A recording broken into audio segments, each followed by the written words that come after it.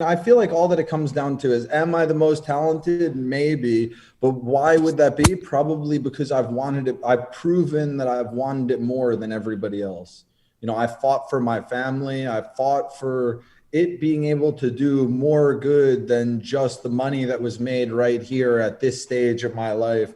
I fought for everything I believed in every time I went at the table, and really was just ready to brawl, ready to play, like focus. You're always very vocal about the fact that you are not too worried about GTO play, studying the solvers, all the stuff that seems to bring a lot of these opponents of yours to the top. How have you been able to stay at the top during an era that went from, gut feeling is good enough to all of a sudden you're playing against machines? How have you done that? Because nobody's an actual machine, and I have a different style that's been constructed that's very hard to play against. I've been thinking about poker for my whole life, and I think about what's the best style to play against my style. And honestly, the best that I could come up with is to keep pot small and to stay away.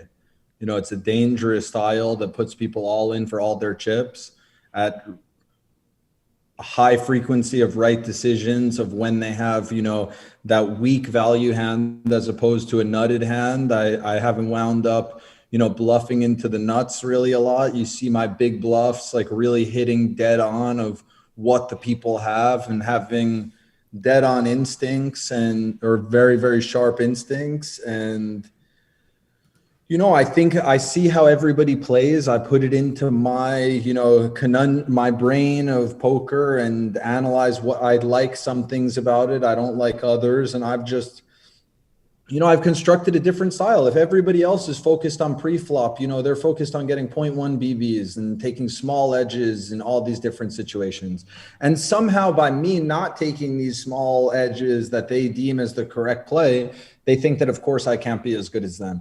But what if instead of taking these high variance, low expectation plays, what if instead I've constructed a game that I'm taking high value, high expectation plays with less risk on turns and rivers in situations where I've got my opponent pegged down to what his range of cards are?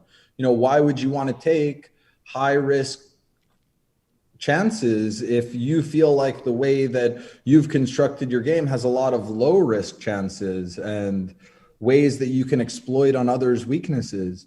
Nobody is a robot. Everybody has a frequency of either calling too loose or folding too much. And remember, if you construct a game that plays a certain style, that calls a certain percent of hands versus a certain size bet, and then at the same time adjusts and calls with another certain size range with another size bet, and if you find out that person's frequency, you can puppeteer them essentially and wind up having them call you over and over again when you're value betting and wind up getting tons of bluffs through. It's fascinating to listen to, but then the question that comes up when you say that kind of stuff is, are you the most talented poker player in the world? Because obviously you don't study like the others do. So is it talent? But isn't playing poker for 12 hours a day for 15 years studying? I guess in a way, but also isn't living, breathing, and everything poker, staking other players and watching their games, talking poker with poker players, businessmen, trying to add games like that exist for the poker community online and live. My whole life, whole existence is only really thought about poker. So it's like, other people have had their good runs and then they kind of enjoy that good run. They might go out and party a bit.